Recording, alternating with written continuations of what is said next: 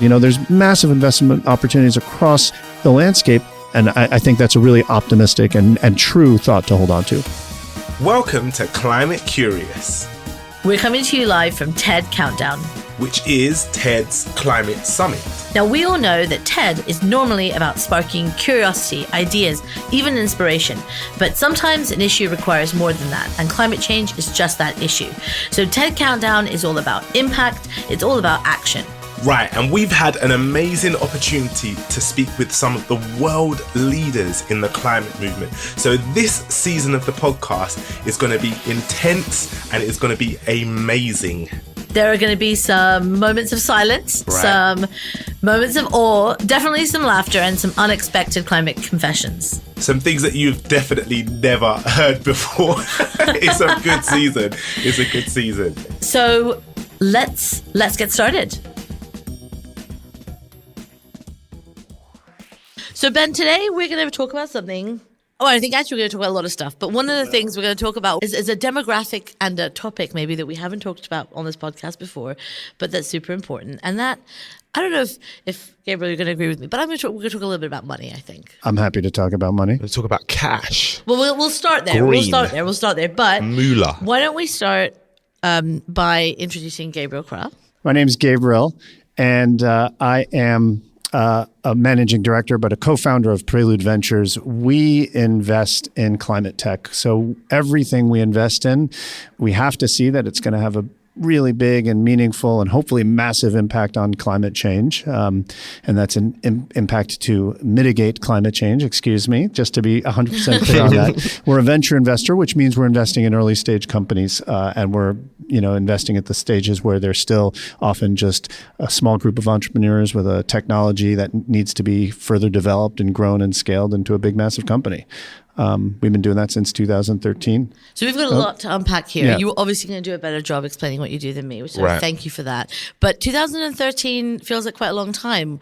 Have you been doing this were lots of people doing this? Were you one of the first? Let's go back. Let's go back in time. For everyone's knowledge at home, Gabriel was really smiling there. Yeah, right. So even, I'm going to take you back even a little further. I started working with the people who became our limited partners in 2009. And, from 2009 to 2013, and then even 2015, there was just this incredible, prompted by the Great Recession of 2008, this incredible pullback from what was then called clean tech. So we started doing work and investing in 2010. We didn't have the current fund structure. But from 2013 to 2015, we weren't the best at what we did. We were the only ones at what we did. If I went out and said, I'm a clean tech, because whoever invented the great phrase climate tech hadn't done it yet. If I went out and said, I'm a clean tech investor and a venture investor, I had to explain 2 or 3 times to somebody what I was talking about. You're going to hate this because I'm going to ask what clean tech is. Well, clean tech is just the same, it's a narrower version of climate tech. So, which is the phrase we use now. So if climate tech, you're talking about energy and batteries and food and agriculture and transportation and logistics, and because all these things have a big impact on climate, and all these things are also massive opportunities, right? To fix something that's broken. And so, back in 2013, nobody really, you're a fund that's investing in solutions for climate change? Huh. What's that again? Yeah. In 2013, people didn't even believe in that, right? Right. We were that's not a real thing. Right. And the people you're talking to here are other investors, right? People who are in that world without we had to sort of convince them that we were a legitimate investor. Okay. Now, I think it started shifting in 2015 with the Paris COP. And then we started really seeing it a little bit more in 2018-ish timeframe. And, these are all vague, times of when things happen. But really, I think something clicked during the months of lockdown of the pandemic, because, March 2020, we all got locked in our homes and we were all working on our companies and wondering what was going to be the impact of this horrible thing that was happening. And sometime in the fall, the dust began to settle from that. And all of a sudden there were new entrants and massive interest, fast forward from 2013 to 2021, the first half of 2021 was the biggest ever semester, 2 quarters of climate tech investing in the history of venture. And, and I think it's across the stages, not just early stage, but growth investing in companies and projects and development. So there's a lot more activity in the sector now. So when you said that, my mind went to like, there was squirrels in my garden, stuff like there was things that I'd not seen for a long time that I was seeing. Yeah. But what do you think the reasoning for that was during the pandemic? Yeah, I think squirrels in the garden is actually the right, one way I've started to process it. I think the pieces were in place. People were getting interested, investors, pools of capital, the message, it's more visceral now. Like we all see, climate change is something big and different, distant, right? But we see extreme weather, right? I live in California. We've had 4 or 5 fire seasons in a row where we don't go out of a house sometimes 20, 30 days in a row because like it's so smoky that it's dangerous. My kids didn't go to school multiple days. I can't remember which year because the smoke was so bad and they canceled school. Like everybody's seeing it. And they said being outside is like smoking 7 cigarettes or something a day. Exactly. And so, and then you had time to go and reflect and you had time to go sit and be at home and working remotely. And I just hope that people sort of realized, 1, it's a big opportunity. 2, it's really important. And and that galvanized people. I'm sure there's a 3, 4, and 5 that I could come up with. So I wanna ask some really fundamental basic please. questions because I think that the people, lots of you listening, aren't investors, aren't in that world, don't understand why this is an important part of the fight against climate change and what we're doing. Can you just break that down for us a little bit? Sure.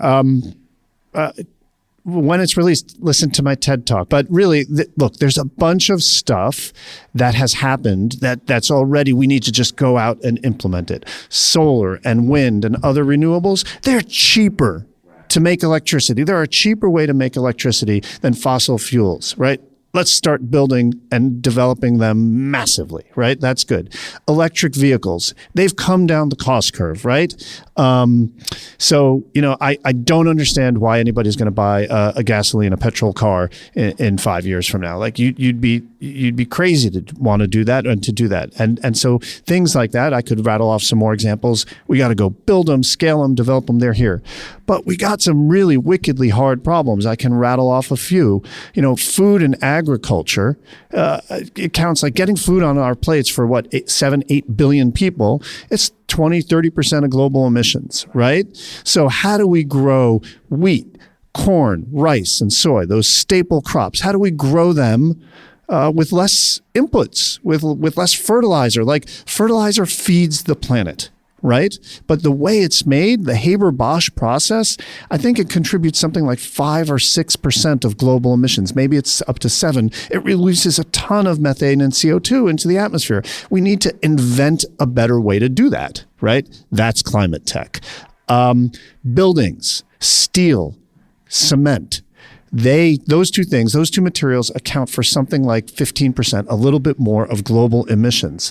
We can't do without steel. We need it, right? Like we need more buildings, right? We need more roads and more infrastructure, especially in the developing world, right? So we can't stop doing that, but we need to figure out how to make steel and cement that, steel, you use coal to make it, coking coal, and it's terrible, but it makes steel really well. And similarly, cement is a massive CO2 emitter. We need to figure out, there are ways, and we need to figure them out better, how to make cement that sucks carbon dioxide out of the atmosphere, right? So those are some examples of what is climate tech. What are we investing in? Solving some of those problems. So there's on two hands here, right? There's solutions that already exist that we need to roll out. And there's other things that we don't have answers for that we need to find answers for. And both of those things require money. Right. So we have to get money from somewhere. And they're different pools of money, right? Like if you're just an investor who just I don't want to get too nerdy or wonky, but there's this vast sums of money who literally, they don't want risk. They don't need to make a ton of money. They need to make like 6% a year, like interest. And they can use that money to invest in developing solar and wind farms and make that money relatively risk-free now. It's like a great investment for that pool of developmental capital, right? Now, what I do, a lot of what we're going to do isn't going to work, right? Like, we're investing in like really early risky companies. So on the ones that work, we actually need to make a lot more money on those to help pay for the ones that didn't work, right? Okay. That's kind of so these how are the it things works. like the steel. Yeah, like steel is a great example. Okay. We have investments there. The solving fertilizer is a great example, and then we have other companies that are using like machine learning and really massive data analytics, and these are actually computing techniques that they weren't invented like 10 or 15 years ago, and now they're applying them to how do we make chemicals. To all sorts of problems. How do we make chemicals without using oil and gas, right? Like you have to drill for natural gas to make ethylene, which is like the largest feedstock on the planet, right? A huge climate problem, but it's cheap and it makes all sorts of products that we need. So how do you replace that? Like the YouTube of the climate world, like one of those industries that didn't exist or doesn't exist yet. That's that right. can exist. That's right. That's right. I get that. Yeah. I understand. Right. Right. So Mariam, I've been thinking, how did we start this podcast? That's a great question. So at TEDx London, we're all about ideas worth spreading. We've explored everything from gender and borders to technology and design at our events. We've been doing this for 5 years. And in that journey, Citi has been our headline partner, and they've been with us every step of the way. But when it came to the climate crisis, we needed a new format. We wanted to break out of the red circle, to speak directly to the climate leaders, to ask questions and to be curious. And as always, Citi was there with us, supporting our vision, encouraging us to be courageous and adventurous with our ideas. So thank you, Citi, for making this podcast and all of our work possible. For the love of ideas, for the love of curiosity, for the love of progress. Citi. Now back to the show.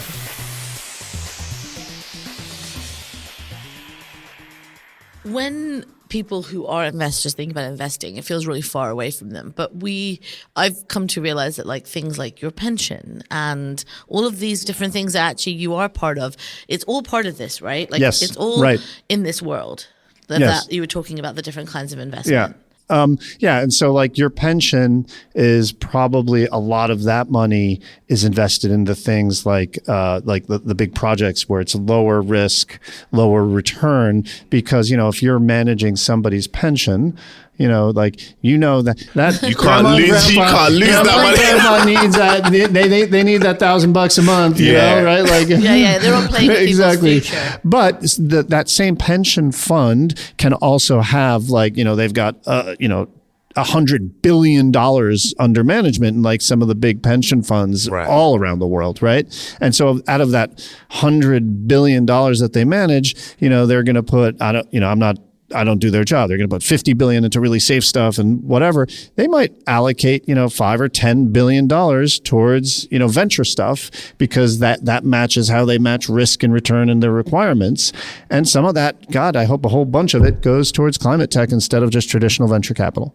So that's one of the things I wanted to ask you about is, do you have a vision for how you want the whole finance world to move? Like, obviously what you're doing is really like cutting, I hate that phrase, cutting edge, but you know what I mean? It's like you're not doing the norm. You've not been doing the norm. No, that's right. But do we need to move that whole world? We totally do. We totally need to move that whole world. And we do it in a couple of different ways. One, we do it like we were just talking about, I won't return to it too much, de-risking things that are climate positive, So, okay, once they're de-risked, lots more money can pour on into it. And that's good and positive.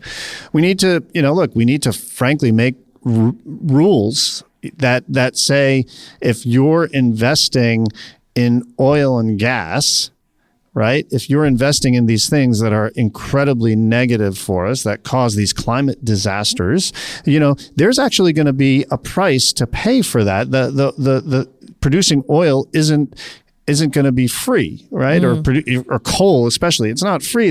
Coal does damage, and coal has to pay for the damage it does. We should create a structure where if you're investing in coal, you understand that coal is going to have to pay for it. We can't keep doing that. We can't keep investing in coal. I'm thinking more like something like the price of carbon that the coal emits. So we got to stop doing coal. It's a terrible example. But because when people say things are more expensive, right? Like this is something I didn't care about at all 2 years ago, but now I'm like really getting into is this idea that actually when you say something is more expensive, like let's say a traditional petrol car versus like an electric car, or like certain kinds of energy versus other kinds of energy, what we're not doing is pricing in the damage that it does. Right, totally. Like our whole economy was built over the past 200 years without realizing that the pollution we're putting into the atmosphere is pollution. Like that's it. That's what it is. Right. And we have to pay. Somebody's going to pay for that. Yeah. We're paying for it right now when we have floods, when we have fires, when we have heat waves. That's us paying for that pollution. Right. And when you say pay, you don't necessarily mean with money. No, you mean we're paying. Yeah, with we're like suffering. real life that's consequences. Right. Yeah, right? totally. Look. I'm from the United States. We passed laws in the 70s because big chemical companies were dumping their pollution into the rivers and lakes. And we're like, whoa, you got to pay for that.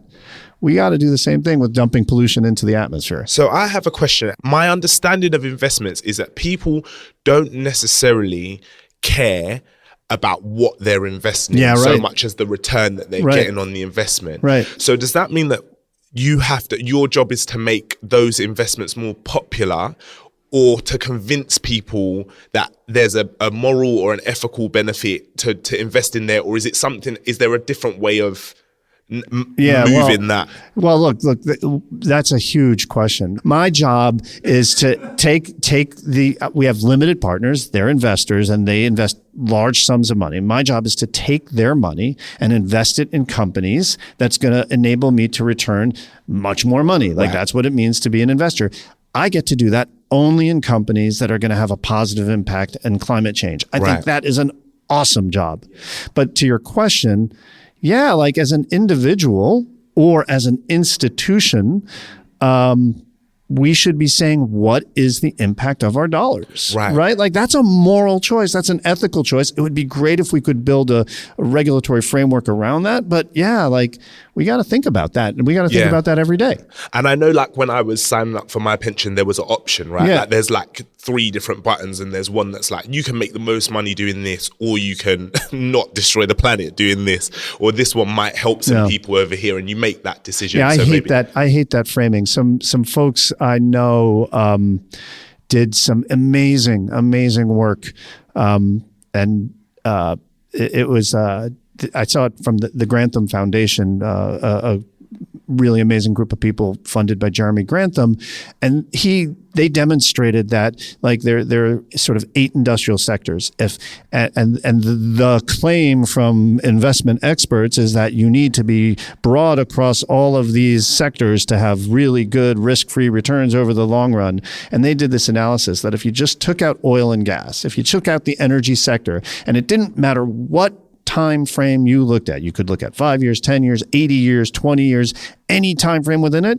You could ignore oil and gas and you were going to do just as well. So people who tell you that that you can't be more thoughtful in how you put your money to work, I think they're selling you a myth.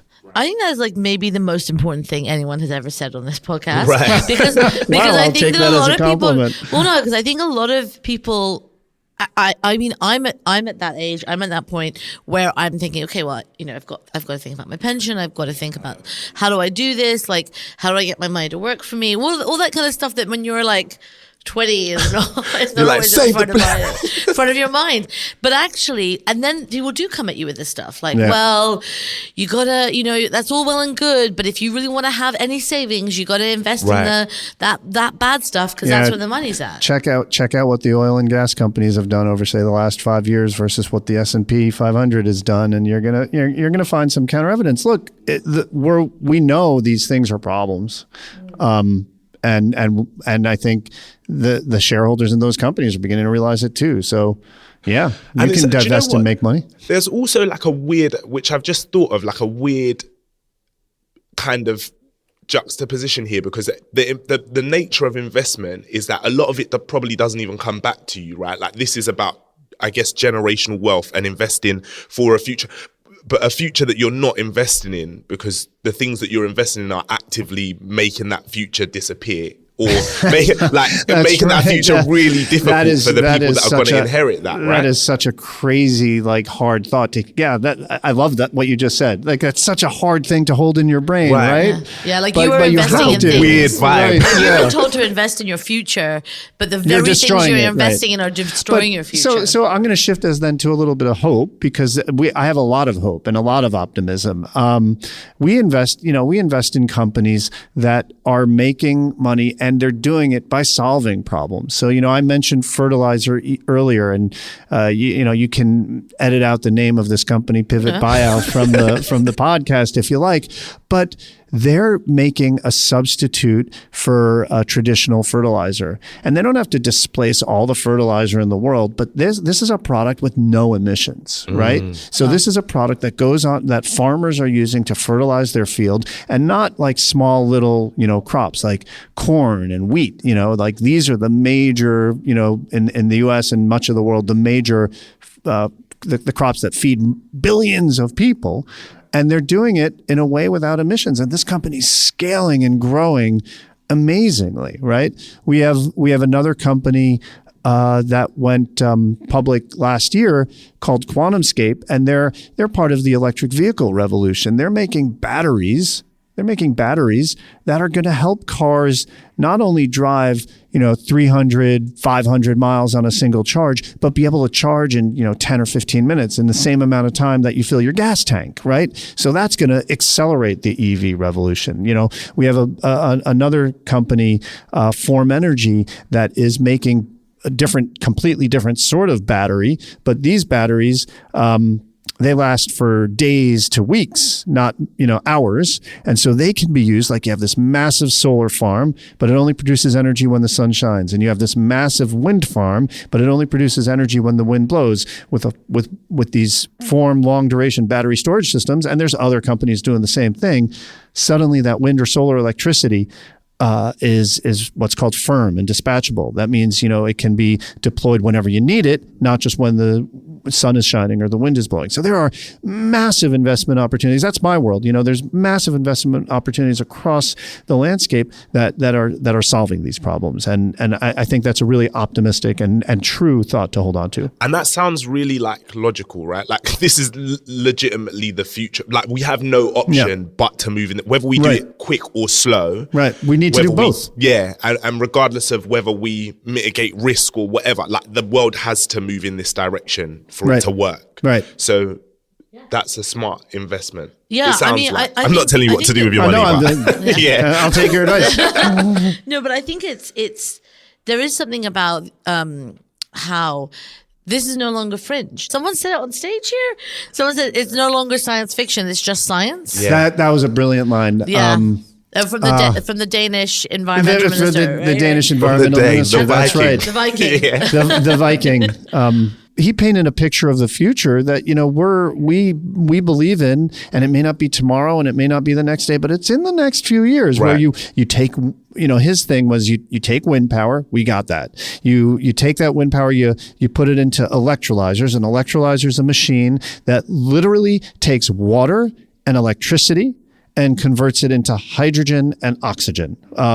So you take wind power and you make electricity. You take electricity and you make hydrogen. You take hydrogen and you make ammonia. And now you can do all sorts of stuff with that ammonia, right? Or you take the hydrogen and you can even use that in another set of chemical reactions to make jet fuel. And like suddenly you've displaced all sorts of fossils, and given enough time, it's going to be cost competitive with them. Scientists are so smart. How do you figure that stuff out? I mean, I find this stuff super exciting and hopeful because it's you said it before, and I think, Gabriel, you said it in your talk. The new and the now go hand in hand. That's right. There's stuff That's that we right. need to do right now that we know how to do, and there are lots of people that can do that. And then you've got to have some people working on the new stuff. 100%. Right. And I think that's really. I really like that both and thinking. One of our first guest of our first season talked about both and thinking and how everything with climate has to be that way. Yeah, and it's so easy to get trapped in sort of doom and gloomism, but it's it's not true necessarily, and it's also not productive. And now it's time for our climate confessions. Let's fess up to the bad habits we just can't kick. Thank you so much for spending this time with us. We have a final segment that we'd like to take you through. Oh, yeah. It kind of is self-explanatory, but the idea is that it's really easy for people who are listening to feel overwhelmed with some of this information and for this dominant narrative to be out there around how you have to be perfect to work on climate. And we want to just shatter that myth that we are all humans and this stuff is hard. Yep. And so we always ask our guests to share a climate confession, something that they struggle with or that they know that they're not doing perfectly. Yeah, I think, look, you can't be perfect. You shouldn't strive to be perfect. I don't strive for it, nor do I claim that. I'll make it a little bit of a story, and I'll tell you what. When I graduated from college, I grew up on the East Coast. I went to college in New York City. There was one thing I really wanted to do more than anything else, and I went and did it. I was a ski bum. I moved to Colorado, and I worked as a dishwasher, a waiter, or whatever it was, because I skied like 100 days that year. It was awesome. I'm still incredibly passionate about skiing, and I go with my wife and my 4 kids, and we drive up to Tahoe most weekends of the winter. That is not climate friendly at all, right? Like, and now we just got our first EV SUV that can fit us. It's actually a hybrid, and I'm so excited about that because a family of 6, it was hard to get us into an EV. But that feeds my soul, right? Like, I get to the mountains and I just feel better. And it gives me motivation to go out and do it. So yeah, that's not the most climate positive thing as an act, but it's part of who I am. I love it. I couldn't, be as happy and productive without it. I love what you said there about feeding your soul, right? Because I think there's a reality of doing the work in whatever capacity people are doing the work in. That means that you actually have to be there to be able to do it, and you have to be good and healthy and happy and whole and feel like you can show up and do stuff. And sometimes feeling like that means that you can't always be perfect. You can't be perfect. But I guess it's like offsetting. It's almost like offsetting your carbon footprint when you fly on a plane, right? Like, you still have to fly, but what can you do to stop or to lessen the impact of that thing? And how do we do that in our own lives? Which is a nice way of kind of seeing that. I like that. I think that's such a beautiful story. I love it. I love that you do that. And that I love that it fuels you to do this work that is necessary. So yeah, thank you for sharing that with us. Thank you so much. My pleasure. Nice to Bye, be here. everyone. Thank you. Thank you so much for joining us this week. We really hope you enjoyed this episode. If you did, please rate, subscribe, and share this episode with a curious friend. It makes it possible to keep making this amazing content for you. Oh, and slide into our DMs at TEDx London and let us know which climate extraordinaires you'd love to hear from next time. Oh, and don't leave yet. We wanted to tell you a bit more about who made this podcast possible. Yeah, we did. TEDx London's headline partner, City, has been supporting us for the past 5 years to bring world-changing ideas to the TEDx London stage. And now they're taking it to the next level by making this podcast possible. Thanks, City. But wait, that is not all. No, this podcast was produced by the amazing Josie Coulter. Curation and research by the genius Tara Cooper. Artwork designed by the visionaries that are Sabrina Russo and Rebecca Mingus. Mixed and engineered by the iconic Ben Beheshti, aka The Falcon, who also composed our banging theme tune. Presented by me, Mariam Pasha. And by me, Ben Hurst. Stay curious.